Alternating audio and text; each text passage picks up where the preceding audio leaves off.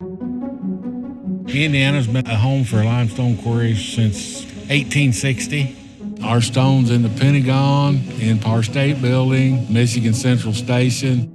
My grandfather, well, he quarried the blocks out of the ground for 12 cents an hour for the Michigan Central Station Railroad, somewhere between 1911 and 1915. The real ornate work on the front, limestone was quarried from the quarry here in Indiana 100 years ago. As we started to do its restoration, we found out not having the roofs on the building and having decay and water, the stonework on the front, especially the top capital work, has been really worn away. Now we're back the same quarry where we can get this limestone and reworking it to put it back on.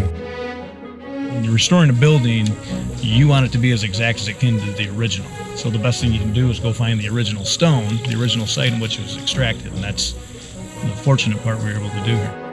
Brandon sent me some pictures on the computer and wanted to know if I know what kind of stone that was in the pictures. And I said, yeah, it's dark hollow rift. He said, how do you know that? And I said, well, I quarried a bunch of that back in the 80s down there, and I can take you right to it.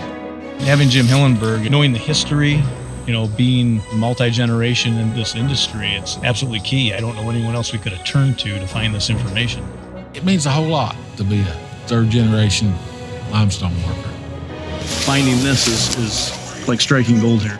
Where the quarry is and the condition of it, we're really pretty lucky. This is the same stone. We're just bringing it out 100 years later. I think the incredible thing about the train station is the building really will be put back the way it was when it was built in 1913.